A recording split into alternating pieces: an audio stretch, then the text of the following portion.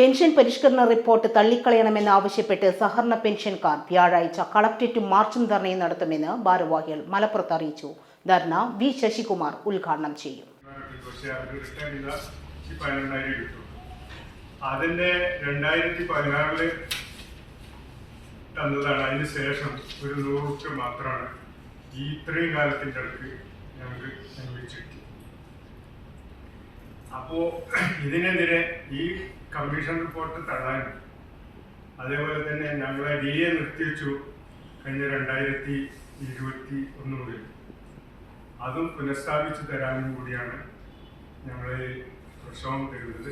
Pension പരിഷ്കരണ commission report തള്ളിക്കളയണമെന്നും അർഹതപ്പെട്ട DAയും മറ്റ് ആനുകൂല്യങ്ങളും അനുവദിക്കുമെന്നും ആവശ്യപ്പെട്ടുകൊണ്ടാണ് കേരള കോഓപ്പറേറ്റീവ് സർവീസ് സഹകരണ പെൻഷനേഴ്സ് അസോസിയേഷന്റെ ആഭിമുഖ്യത്തിൽ സഹകരണ പെൻഷൻകാർ സമരം നടത്തുന്നത്. KPC secretary K. Noushad Ali മുഖ്യപ്രഭാഷണം നടത്തും. സഹകരണ പെൻഷൻകാർക്ക് നാമമാത്രമായ പെൻഷൻ മാത്രമാണ് ഇപ്പോൾ കിട്ടിക്കൊണ്ടിരിക്കുന്നത്. ഇതിനകട്ടെ സംസ്ഥാന സർക്കാരിന് യാതൊരു ബാധ്യതയുമില്ല. സർവീസിൽ നിന്ന് വിരമിച്ച സഹകരണ ജീവനക്കാർക്ക് മെച്ചപ്പെട്ട രീതിയിൽ പെൻഷൻ നൽകുന്നതിനെ സംബന്ധിച്ച് റിപ്പോർട്ട് നൽകാൻ രൂപീകരിച്ച പെൻഷൻ പരിഷ്കരണ കമ്മീഷൻ പെൻഷൻ എങ്ങനെയൊക്കെ നൽകാതിരിക്കാം എന്ന കണ്ടെത്തലുകളാണ് നടത്തിയിട്ടുള്ളതെന്നും ഇവർ പറഞ്ഞു.